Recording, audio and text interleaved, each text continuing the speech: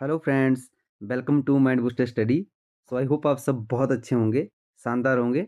So friends, आज का जो हमारा वीडियो रहेगा वो अविकारी शब्द और अव्यय शब्द के ऊपर हमारा वीडियो रहने वाला है।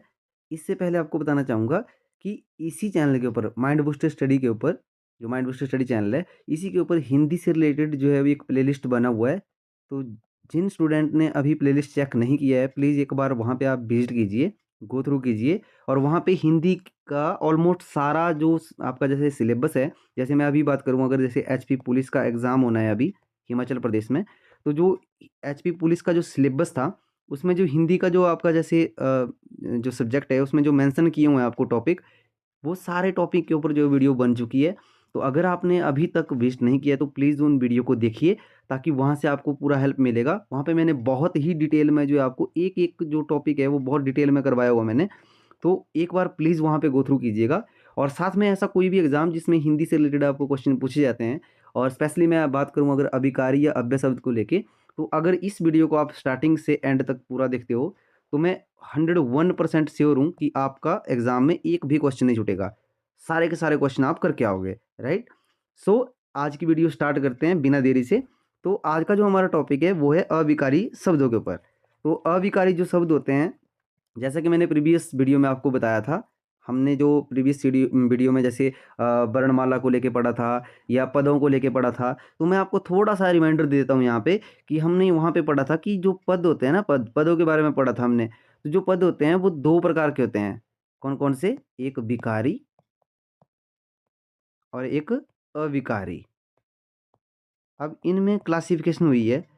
इनमें क्या-क्या आता है? जो विकारी जो आपके जैसे पद होते हैं, तो उसमें क्या-क्या आता है, वो मैं आपको बता देता हूँ। जैसे आप पढ़ते हैं ना, जैसे मैंने आपको पढ़ाया हुआ है, संज्ञा, सर्वनाम, विशेषण और क्रिया। ये मैंने आपको जो टॉपिक, इन टॉपिक्स के ऊपर वीडियो डली हुई है प्लेलिस्ट के ऊपर, आप एक बार चेक कीजिएगा। तो ये विकारी शब्दों में आते हैं, राइट? अविकारी शब्दों में क्या आता है? जैसे क्रिया विशेषण, राइट? और जैसे यहाँ पे समुच्चयवाद, जैसे कि यहाँ पे मैंने पूरा डिटेल में बताया हुआ आगे आपको, जैसे संबंधबोधक अव्ययकारी या विस्मयबोधक अव्ययकारी और समुच्चयबोधक अविकारी शब्द, राइट? तो ये सारी चीज़ें जो है वो अविकारी शब्दों में आती हैं। तो आप वो एग्जाम में जो आपको क्वेश्चन बनेगा, वो अविकारी शब्द से बनेगा आपको जो क्वेश्चन है ना, और अव्यय शब्द से भी बनेगा आपको जो एग्जाम में। जैसे ऐसी पुलिस की स्पेशली बात करूँ, तो वहाँ पे संज्ञा, सर्वनाम, विशेषण और क्रिया ये मेंशन किए गए हैं। मतलब वहाँ पे विकारी नहीं कहा गया है, वहाँ पे इन अलग-अलग इनको बताया गया है टॉपिक्स को, ठीक है? तो वो विकारी शब्दों में ही आते हैं। और अविकारी शब्दों में क्या आएगा? अव्यय शब्द। अविकारी शब्दों को हम अव्यय शब्द भी बोलते हैं, अव्यय। तो आपके जो सिलेबस है ना एचपी पुलिस का, उसमें अव्यय ही मेंशन है वहाँ पे। तो मैंने आपको डिटेल में बताया कि विकारी और अविकारी क्या होते हैं, राइट? तो अविकारी शब्दों में, जो अव्यय शब्दों में जो हम पढ़ेंगे, वो क्रिया विशेषण और जो सारी चीज़ें रहेंगी, जितने भी टॉपिक रहेंगे, वो सारा हम इस वीडियो में डिटेल से पढ़ेंगे, राइट? और इससे पहले मैंने एक डेफ़िनेशन ली है, एक परिभाषा ली है, ताकि आप अच्छे से समझ पाएँ कि जो अविकारी शब्द हैं वो क्या हैं, या अविकारी शब्द, हम किन शब्दों को हम अविकारी शब्द कहते हैं।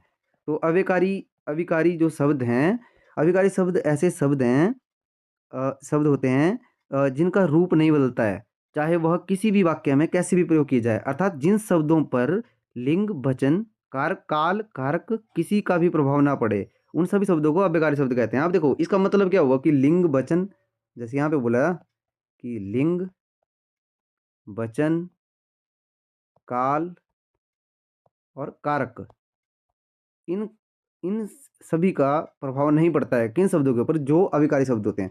आप पहले कुछ मैंने एग्जांपल लिए हुए हैं, जैसे अविकारी शब्द के उदाहरण है, जैसे और, या, पर, से, के, की, न, नहीं, तो, इसलिए। ये तो एग्जाम्पल है कि अविकारी शब्द इस तरह से होते हैं, ठीक है? और जो क्लासिफिकेशन की गई है, जैसे क्रिया विशेषण में कौन से आएँगे, तो वो सारी चीज़ें जो है वो अलग से जो है हम पढ़ेंगे उनको। बट पहले हम जान लेते हैं कि अभिकारी शब्द का मतलब क्या हुआ, कि लिंग, काल, कारक और वचन, इनका प्रभाव नहीं पड़ता है। मतलब जैसे लिंग की मैं अगर बात करूँ, तो जैसे मैं लिखता हूँ यहाँ पे और। अब देखो और शब्द है ना, इसको आप जो है, जैसे होता है ना कि जैसे लिंग में अगर मैं पुरुषवाचक या स्त्रीवाचक की बात करूँ, अगर जैसे यहाँ पे लिखता हूँ मैं माता, तो यहाँ पे क्या बनता था? पिता। जैसे मैं यहाँ पे लिखता हूँ लड़का, तो लिंग की अगर मैं बात करूँ तो यहाँ पे बनता जो स्त्रीलिंग होगा उसका वो क्या होगा, लड़की।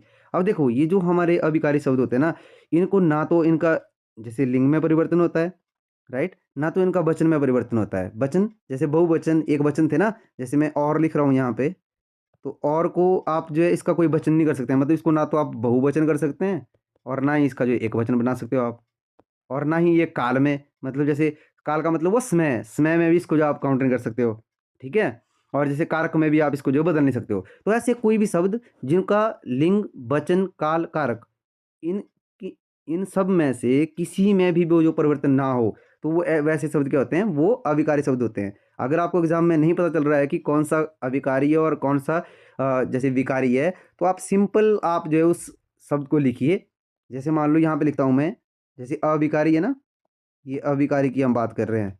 पहले मैं अविकारी के बारे में बताता हूँ। जैसे मैंने यहाँ पे लिख दिया मैंने नहीं, तो जो नहीं शब्द है ना, इसका ना तो आप कोई वचन बना सकते हो, जैसे एक वचन, बहुवचन कुछ नहीं कर सकते हो। ना तो इसका कोई आप लिंग परिवर्तन कर सकते हो कि जैसे स्त्रीलिंग या पुरुषलिंग, पुरुषवाचक, ठीक है। और या ना तो इसको काल का कोई फर्क पड़ेगा। बट अगर मैं जैसे जो विकारी शब्द होता है ना, विकारी शब्द कौन से थे, विकारी शब्द वो शब्द थे जिनका प्रभाव पड़ता है, मतलब लिंग, वचन, काल, कारक, इनसे वो प्रभावित होते हैं। मतलब जैसे मान लो मैं यहाँ पे लिखता हूँ, क्या लिखता हूँ यहाँ पे, लड़का। तो जो लड़का मैंने लिखा है, इसको हम अगर इसका लिंग बदलेंगे तो वो लड़की बन जाएगा। स्त्रीलिंग क्या हो जाएगा, लड़की हो जाएगा। क्या होगा, लड़की। और अगर मैं लड़का है लिखा हुआ, अगर मैं इसको एक वचन है, अगर बहुवचन करूंगा तो ये यहाँ पे आ जाएगा लड़कों। तो ये लड़कों में भी परिवर्तन हो गया, इसका मतलब चेंज हो गया है। तो अगर कोई शब्द जिसका लिंग, कारक, काल और वचन अगर वो बदल सकता है, उसको आप बदल सकते हो, तो वो आएगा आपका विकारी शब्दों में। और अगर आप नहीं बदल सकते हो तो वो आपका अविकारी शब्दों में आएगा, राइट। तो आई होप आप समझे होंगे। मैं बहुत ही समय ले रहा हूँ आपको समझाने के लिए, ताकि आपको ना एक राइट अप्रोच पता चल सके कि जब भी आप किसी भी शब्द को देखें तो उसको देख के ही आपको अंदाजा हो जाए कि ये जो ये शब्द है ना, ये अविकारी है या विकारी है, मतलब विकारी है या अव्यय शब्द है। अव्यय होते हैं अविकारी, अविकारी को ही बोलते हैं हम अव्यय शब्द, ठीक है। तो आई होप आप यहाँ तक समझे होंगे। तो जो हमारा जैसे अविकारी या अव्यय शब्द है, उनके कुछ प्रकार होते हैं। मेन मेन अगर मैं बात करूँ तो वो 4 प्रकार के होते हैं। कितने प्रकार के होते हैं, 4 प्रकार के होते हैं। 4 प्रकार के कौन कौन से होते हैं, एक क्रिया विशेषण होता है, एक संबंधबोधक अविकारी शब्द होते हैं, विस्मयबोधक अविकारी होते हैं, और समुच्चयबोधक अविकारी शब्द होते हैं, अविकारी शब्द होते हैं। तो देखो क्रिया विशेषण, देखो वहाँ पे जो प्रीवियस वीडियो है वहाँ पे संज्ञा, सर्वनाम और जैसे आपका विशेषण हो गया, क्रिया हो गया, इनसे रिलेटेड मैंने वीडियो डाली हुई है आपको। तो वहाँ से आप उनको जो है अच्छे से स्टडी कर सकते हो, ठीक है। रही बात अभिकारी शब्दों की, अव्यय शब्दों की, तो अव्यय जो शब्द हैं उनको हम इस वीडियो में जो है पहले हम जानेंगे कि इनकी जो टाइप है वो क्या है, इसकी जो डेफिनेशन है वो क्या है, एग्जाम्पल हम देखेंगे। फिर जो नेक्स्ट वीडियो आएगा आपका, वो जो इसके अव्यय अव्यय शब्द या अव्ययकारी शब्दों के जो प्रकार है ना, वो डिटेल में पढ़ाऊंगा मैं आपको। अव्यय के जो प्रकार है ना, जो डिटेल्ड वीडियो रहेगी ना, डिटेल्ड, बिल्कुल डिटेल में हम जानेंगे कि जैसे क्रिया विशेषण भी है तो क्रिया विशेषण कितने प्रकार का होता है, क्रिया विशेषण भी कितने प्रकार का होता है। तो वो आपका जो है पार्ट 2 में मैं डिस्कस करूंगा इसको। आज की वीडियो में हम सिर्फ जानेंगे इनको, उनकी परिभाषा जानेंगे कि हम किस तरह से पहचानेंगे कि क्या क्रिया विशेषण क्या होता है, या जो हमारे संबंधबोधक अगर मैं बात करूँ अविकारी शब्दों की, तो वो कौन से होते हैं, राइट। तो हम सबसे पहला जो हमारा टाइप है वो क्या है, वो है हमारा क्रिया विशेषण। देखो क्रिया तो आपने पढ़ा था, ठीक है, सॉरी विशेषण और क्रिया आपने पढ़ा था, बट क्रिया विशेषण जो है वो अविकारी शब्दों में कैसे ऐड हुआ वो मैं आपको बताता हूँ। देखो सबसे पहले यहाँ पे लिखा हुआ है, क्रिया विशेषण वह शब्द होता है जो क्रिया की विशेषता को दर्शाता है, यह क्रिया के अर्थ को और अधिक स्पष्ट करता है। देखो जैसे विशेषण था ना, विशेषण, विशेषण पढ़ा था ना हमने। विशेषण क्या करता था, विशेषण क्या करता था, संज्ञा और सर्वनाम, इनकी विशेषता जो बताए, संज्ञा और सर्वनाम की जो विशेषता बताता था वो क्या कहलाता था, वो हमारा विशेषण कहलाता था। क्या कहलाता था, विशेषण। अब देखो क्रिया विशेषण मतलब, क्रिया विशेषण वह शब्द है जो क्रिया की विशेषता को बताए, क्रिया की विशेषता को, क्रिया माने जो क्रिया होती है, जैसे वह दौड़ता है, ठीक है। अब ये तो सिंपल सेंटेंस है। अगर मैं इसके साथ यहाँ पे ऐड कर देता हूँ तेज, तेज ऐड कर दिया मैंने, तो ये जो तेज है ना, तेज, तेज क्या हुआ, तेज क्रिया विशेषण है। क्यों, क्योंकि ये क्या कर रहा है, क्रिया, दौड़ना क्या हुआ, क्रिया, दौड़ना क्या हुआ, क्रिया। मैं दोबारा से आपको थोड़ा सा साफ साफ लिख देता हूँ यहाँ पे। वह, सॉरी, वह तेज दौड़ता है। अब देखो, दौड़ता क्या है इसमें, इसमें दौड़ता क्रिया है, क्या है इसमें दौड़ता, दौड़ता इसमें क्या है, वो क्रिया है, एक क्रिया है क्या, दौड़ता। अब देखो जो तेज है ना, तेज, तेज, या मैं बहुत तेज लिखूं यहाँ पे, जो तेज है ना वो क्या कर रहा है, वो दौड़ने की विशेषता बता रहा है। दौड़ने की मतलब दौड़ता है, पर कैसे, कितना तेज दौड़ता है। तो जो तेज है ना, तेज, वो क्रिया विशेषण है। क्या है वो, क्रिया विशेषण। आई होप आप समझोगे। अगर नहीं समझे तो मैंने एग्जाम्पल भी लिया हुआ है आपके लिए। जैसे यहाँ पे क्रिया विशेषण के उदाहरणों कि नंबर एक है, वह तेजी से दौड़ रहा है। तो तेजी से का मतलब वह क्रिया विशेषण है। देखो दौड़ रहा है, दौड़, दौड़ का मतलब वो क्रिया, दौड़ का क्या मतलब हुआ, क्रिया, क्या हुआ, क्रिया। आप समझ रहे हैं, मैं दोबारा से रिपीट कर रहा हूं कि वह तेजी से दौड़ रहा है। तो जो दौड़ है ना, दौड़ यहाँ पे लिखा हुआ है, वो दौड़ रहा है, वो क्या है, वो क्रिया है, क्या है, क्रिया है, क्रिया, क्रिया कर रहा है वो, मतलब जैसे वर्ब होती है ना इंग्लिश में वो। बट इससे पहले मतलब अमूमन आपको 90% जो क्रिया विशेषण होते हैं ना, 90% बोल रहा हूँ मैं, कुछ ऐसे होते हैं जो बाद में भी यूज होते हैं, बट जो क्रिया विशेषण होते हैं ना, वो वर्ब से पीछे होते हैं, मतलब वर्ब से पहले होते हैं। जो क्रिया होती है ना, क्रिया, क्रिया से पहले यूज होते हैं क्या, क्रिया विशेषण। ये आपने याद रखना है।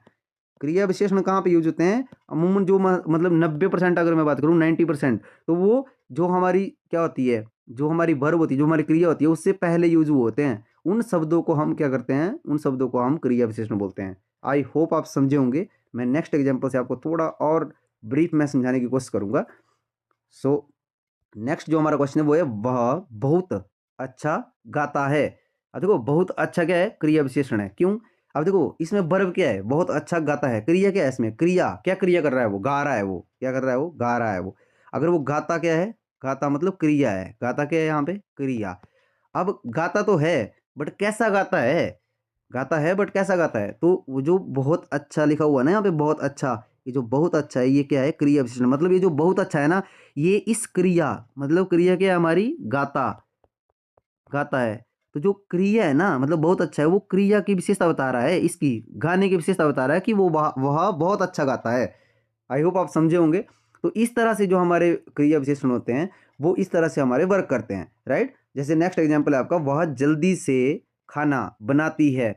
अब देखो खाना बनाती है मतलब मेकिंग, बना रहा है ना कुछ, तो क्या करती है, बनाती है, वह जल्दी से। तो जो जल्दी से है ना, जल्दी से, ये क्या कर रहा है, ये खाना तो बना रही है, बट क्या कर रही है, कितने जल्दी बना रही है या स्लो बना रही है, तो जल्दी बना रही है। तो जल्दी है वो जो बना रही है ना, जो बनाती है ना, बनाती, वो क्या है, क्रिया है। तो जो बनाती को क्या कर रहा है, बनाती की जो मतलब विशेषता है, उसको बता रहा है कि वो जल्दी, जल्दी खाना बनाती है वो, वह जल्दी, सॉरी, जल्दी बनाता है वो, खाना जल्दी बनाता है वो। आई होप आप समझे होंगे। तो वैसे जो हमारा क्रिया विशेषण है, क्रिया विशेषण भी 4 प्रकार के होते हैं। कितने प्रकार के होते हैं, 4 प्रकार के। हम नेक्स्ट वीडियो में ना बहुत डिटेल में पढ़ेंगे, हम डिटेल में इनको, कि यह क्रिया विशेषण क्या है। आज की वीडियो में हम थोड़ा जानेंगे कि इसका मतलब जो क्रिया विशेषण है, या जो जैसे संबंध बोधक अभिकारी शब्द हैं, ये होते क्या हैं एक्चुअल में, इनको कैसे समझ सकते हैं हम, वो चीजें समझेंगे हम, ठीक है। देन नेक्स्ट है आपका संबंध बोधक अव्यकारी। देखो नाम से ही पता चलता है, वैसे अगर आप ध्यान से देखें ना, तो हिंदी में जो कुछ चीजें ऐसी है वो नाम से ही पता चलती हैं। जैसे संबंध बोधक, संबंध बोधक का मतलब क्या हुआ, जो संबंध एस्टेब्लिश करे, जो संबंध बनाए, ठीक है। तो इसकी परिभाषा जान लेते हैं। यह शब्द दो या दो से अधिक शब्दों के बीच संबंध को दर्शाता है। दो या दो से अधिक शब्दों के बीच संबंध को दर्शाता है, अर्थात जो संज्ञा सर्वनाम के साथ लगकर, संज्ञा और सर्वनाम के साथ लगकर वाक्यों के अन्य पदों के साथ संबंध बनाए।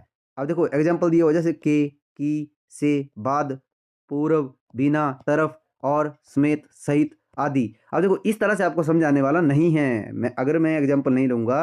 तो आपने क्या करना है, जब भी आपने इन चीज़ों को समझना है ना, आपके लिए भी मैं एक टेक्निक बता रहा हूँ, आपको ट्रिक बता रहा हूँ, समझिए कि जब भी आपने इन चीज़ों को समझना है ना, तो आपने क्या करना है, एक एग्जाम्पल बनाना है, कोई मतलब एक एक सेंटेंस बनाना है आपने। जैसे मान लो यहाँ पे लिखा हुआ है कि बाद, यहाँ पे लिखा हुआ बाद, तो बाद का अगर मैं बात करूँ, तो यहाँ पे हम ये बोल सकते हैं कि वह वह एक नाम लिख लेते हैं इसमें, वह अनिल के बाद खाना खाएगा, खाएगा। ठीक है। अब देखो, जो वाद है ना, वाद यहाँ पे संबंध कर रहा है ना, वो एस्टेब्लिश किसके किसके बीच में, वह अनिल। देखो वह कोई और है, मतलब वह उसकी तरफ हम इंडिकेशन कर रहे हैं कि एक व्यक्ति यहाँ पे, एक व्यक्ति यहाँ पे, जो ये वाला व्यक्ति है ये वह है, और ये वाला व्यक्ति है ये अनिल है।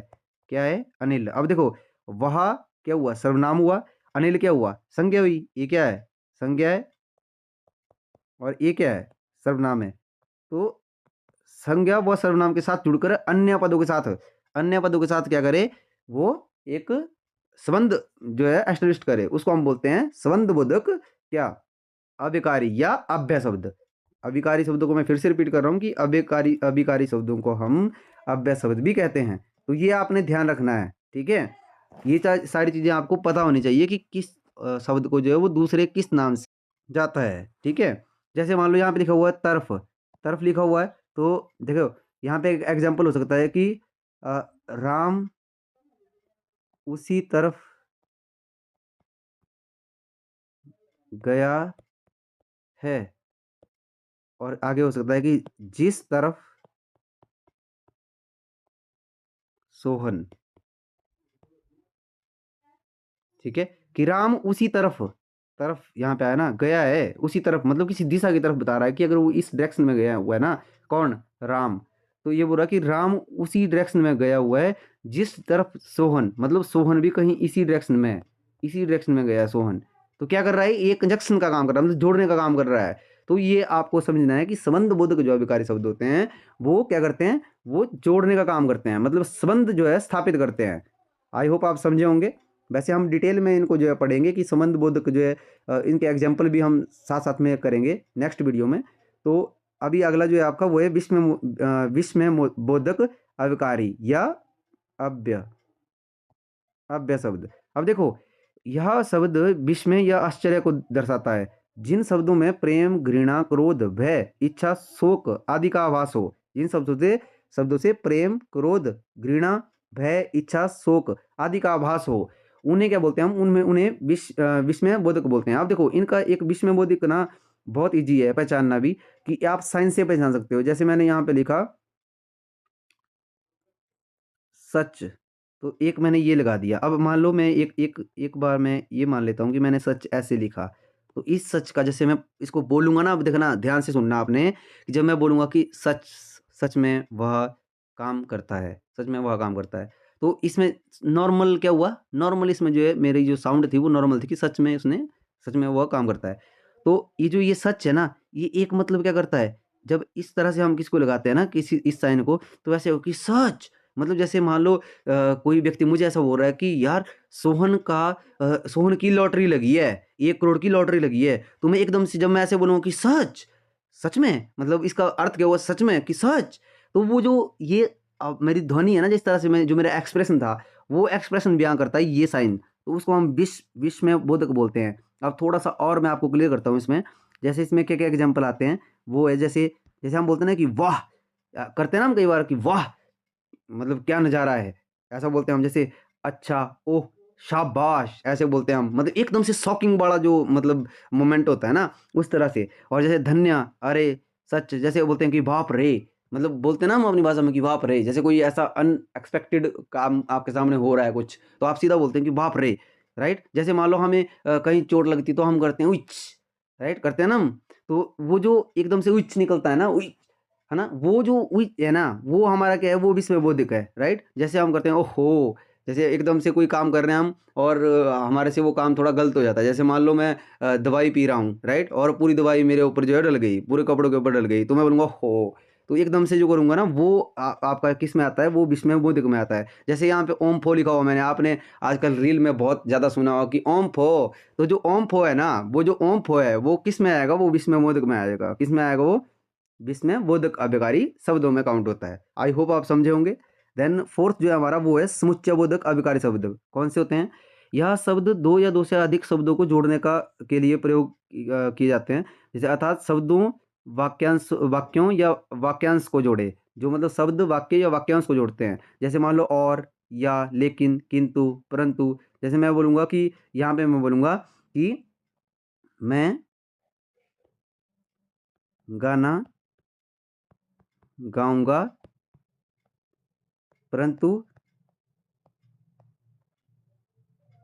परंतु मेरा गला खराब है।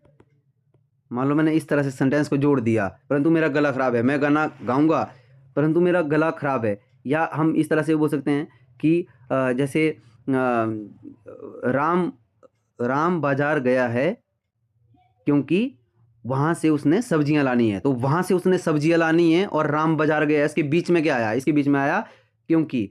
राम बाजार गया है, एक सेंटेंस ये है, बीच में क्योंकि आ गया।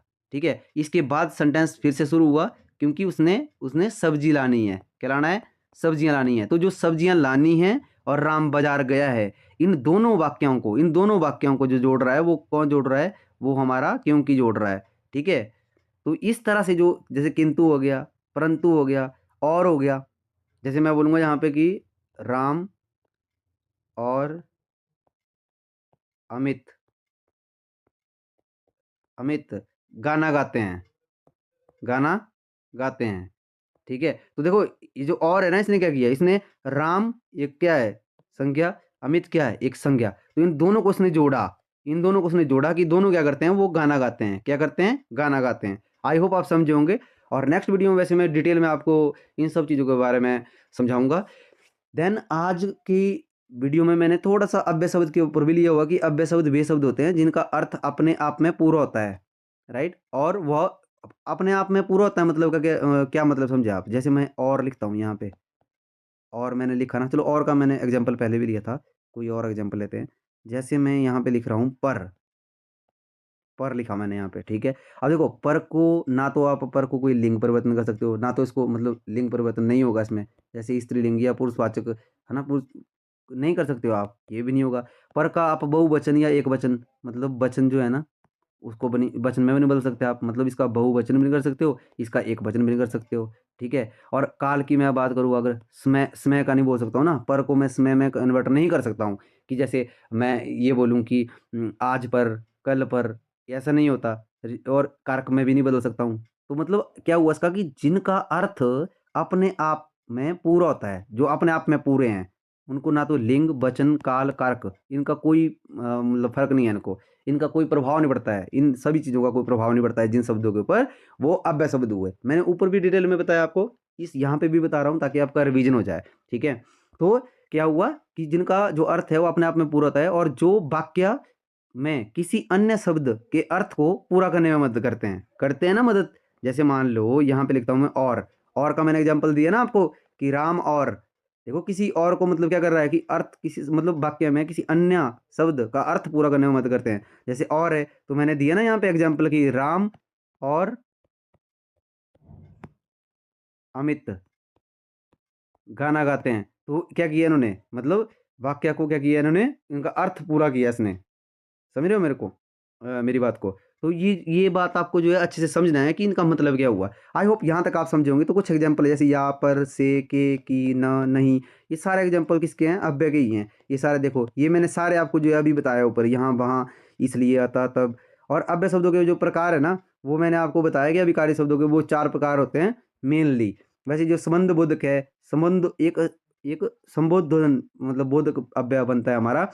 एक हमारा विस्मय बोधक, ये मैंने बताया, समुच्चय बोधक, विभक्ति बोधक, काल बोधक, स्थान बोधक। स्थान बोधक क्या है? देखो मेन 4 ही हैं, इसके बाद इन्होंने बना दिया है ऐसे कि स्थान बोधक जैसे जहाँ वहाँ, ये सब पढ़ चुके हैं हम। ठीक है। तो ये वैसे मैं अगली वीडियो में, नेक्स्ट वीडियो में डिटेल में भी डिस्कस करूंगा। अभी मैंने ना कुछ क्वेश्चन लिए हुए हैं यहाँ पे, वो क्वेश्चन मैंने थोड़ा सा आपको कि कितनी अंडरस्टैंडिंग आपको हो चुकी है शब्दों को लेके, तो वो चीज़ें मैं आप जानना चाहूँगा, और आप भी रिविजन करोगे मेरे साथ में। तो जैसे पहला जो क्वेश्चन है वो है अव्यय शब्द अतः। अतः लिखा हुआ है यहाँ पे, अतः का अर्थ है, क्या अर्थ है? इसलिए, इसके कारण, इसके बाद, या इससे, इसके पहले। तो इसका क्या मतलब बनता है अतः? अब देखो इस चीज को समझने के लिए आपको क्या करना पड़ेगा कि इस अतः को आपको एक वाक्य बनाना पड़ेगा। क्या बनाना पड़ेगा? वाक्य। और जब आप एक वाक्य बनाएंगे, उस वाक्य में जब आप अतः का यूज करेंगे, तो क्या होगा, वहां से आपको उसकी सेंस पता चलेगी कि उसकी जो सेंस है ना वो क्या बता रही है।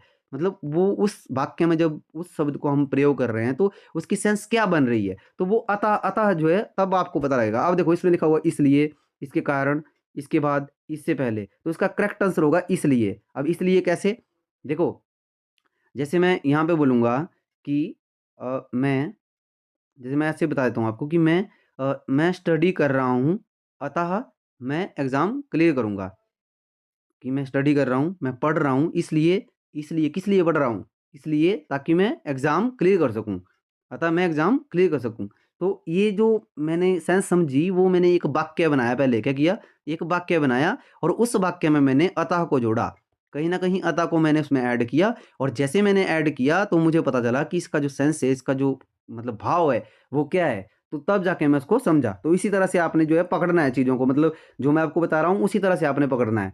एग्ज़ाम में भी। अब देखो अव्यय शब्द है यहाँ पे वहाँ, वहाँ मतलब जैसे यहाँ इस तरफ हो गया तो वहाँ की अगर मैं बात कर रहा हूँ तो ये यहाँ पे वहाँ है, वहाँ, ठीक है? का अर्थ है इस स्थान पर, उस स्थान पर, किसी भी स्थान पर या कहीं भी। देखो इस स्थान पर मैंने बोला कि यहाँ के लिए हम जो नज़दीक वाली चीज़ें होती हैं उनको हम करते हैं यहाँ यूज़।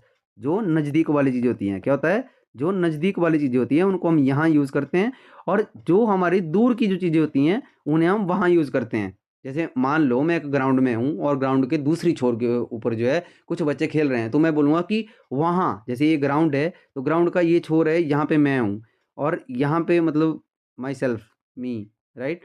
देन यहाँ पे क्या है? यहाँ पे बच्चे हैं, यहाँ पे बच्चे हैं। तो मैं बोलूँगा कि जब मैं वहाँ से इंडिकेशन करूँगा तो मैं ऐसा बोलूँगा कि वहाँ, इस तरफ को मैं क्या बोलूँगा कि वहाँ बच्चे खेल रहे हैं, ठीक है? अगर बच्चे यहाँ खेल रहे होते तो मैं वो तो क्या बोलता मैं? तो बोलता मैं कि यहाँ पे बच्चे खेल रहे हैं। आई होप आप समझे होंगे। मैं बहुत ही आपको जो है डिटेल में बताने की कोशिश कर रहा हूँ ताकि आपको एक बार आप ना कॉन्सेप्ट समझ जाए। अगर आप कॉन्सेप्ट समझ गए ना, तो आपके सामने कितना भी हार्ड क्वेश्चन होगा, कितनी भी चीज़ें होंगी, तो उन चीज़ों को आप एकदम से उड़ाओगे, एकदम से। मतलब आप 2 भी ज़्यादा बोल रहा हूँ मैं, 3 सेकंड ज़्यादा बोल रहा हूँ। अगर आपने ये चीज़ें कर ली तो आप 1 से 2 सेकंड में जो है इनको क्लियर करके जाओगे वहाँ पे। ये मैं मुझे ट्रस्ट है कि अगर आपने एक बार कॉन्सेप्ट को अच्छे से समझ लिया। देन नेक्स्ट क्वेश्चन की तरफ बढ़ते हैं। नेक्स्ट क्वेश्चन हमारा अव्यय शब्द तब का अर्थ है। तब का अर्थ है अब। ये तो बिल्कुल गलत होगा क्योंकि तब का तो अब उल्टा होता है। अब उस समय, पहले या बाद में। तो इसका जो करेक्ट जो आंसर होगा वो होगा आपका उस समय। तब हम बोलते हैं ना कि जब मैं घर जाऊँगा तब मैं गाना गाऊँगा। मतलब तब मैं मतलब बाद की बात हो रही है, उस समय की बात हो रही है कि उस समय, बाद की बात नहीं हो रही है, उस समय की बात हो रही है कि तब मतलब समय से रिलेटेड है। आई होप समझे होंगे आप। देन नेक्स्ट है हमारा अव्यय शब्द या। देखो या का मतलब क्या होता है? या का आपको पता है कि यहाँ पे लिखा हुआ और तो नहीं होगा, या तो, लेकिन या इसलिए। अब देखो इसलिए और लेकिन तो बिल्कुल कट हो गया, तो जो करेक्ट आंसर होगा वो होगा या तो। अब देखो कैसे, मैं सेंटेंस बोल रहा हूँ, फिर से मैं आपको बोल रहा हूँ कि वाक्य बनाना है आपको। तो जैसे मैं यहाँ वाक्य बना रहा हूँ कि मैं या मैं या तो आम खाऊँगा या कुछ नहीं। हाँ, मैंने बोला कि मैं या तो आम खाऊँगा या कुछ नहीं खाऊँगा। मतलब एक का विकल्प जो करवाता है, एक चीज़ का, दोनों चीज़ों में से एक चीज़ का मतलब दोनों चीज़ों को बता रहा है वो और बता रहा है कि दोनों चीज़ों में से किसी एक चीज़ को लेगा वो। सॉरी, मतलब 2 चीज़ों में से जब एक चीज़ को की तरफ इशारा किया जाता है तो या शब्द यूज़ होता है। तो या तो यहाँ पे क्या होगा? करेक्ट आंसर होगा। देन नेक्स्ट है आपका अव्यय शब्द के का अर्थ है का, की, के, किसका। कितना प्यारा क्वेश्चन बनाया हुआ है, बहुत ईजी क्वेश्चन है वैसे। कि अव्यय शब्द के। अब देखो इसमें के आप जो है वो के मत कर देना क्योंकि के का जो सेंस आता है वो का से आता है। जैसे मैं बोलूँगा कि उसके पास 4 पेंसिल है, तो वो उस मतलब उसके पास क्या है? 4 पेंसिल है, तो उसकी पेंसिल है ना वो, तो वो का की सेंस करेगा वहाँ पे। अगर मैं पेंसिल की बात ना करके उसके बाद बोलूँ कि उसके पास टेबल है, तो वो उसका टेबल है। मतलब वो उसका टेबल हुआ, उसका है वो, ना कि मेरा। ठीक है? इस तरह से आपने चीज़ों को समझना है। देन अव्यय शब्द नहीं का अर्थ है हाँ, नहीं, शायद, कदापि नहीं। तो इसका जो करेक्ट आंसर होगा वो होगा आपका नहीं। ये तो ऐसे ही पता चल रहा है, ईज़ी था। तो ये इसका करेक्ट आंसर है। और अव्यय शब्द पर का अर्थ है स्थान के लिए यूज होता है, समय के लिए यूज होता है, कारण के लिए यूज होता है या परिणाम के लिए यूज होता है। क्या? पर। तो पर जो है हमेशा आपने याद रखना है स्थान के लिए यूज होता है। कहाँ होता है? स्थान। और आप ना एक वाक्य बनाना और वहाँ से आपको पता चलेगा कि जब हम पर का यूज़ करते हैं तो वो स्थान के लिए होता है। देन नेक्स्ट है आपका अव्यय शब्द से का अर्थ है, से का क्या अर्थ है? तो आपके पास ऑप्शन है, से यूज होता है संबंध के लिए, स्थान के लिए, समय के लिए या कारण के लिए। देखो कारण के लिए तो से यूज नहीं होता है और समय के लिए भी यूज नहीं होगा, स्थान के लिए ऐसे ही यूज नहीं होता है, तो क्या होगा इसका? संबंध के लिए। से का प्रयोग कहाँ होता है? संबंध से रिलेटेड होता है। किससे रिलेटेड होता है? संबंध से रिलेटेड।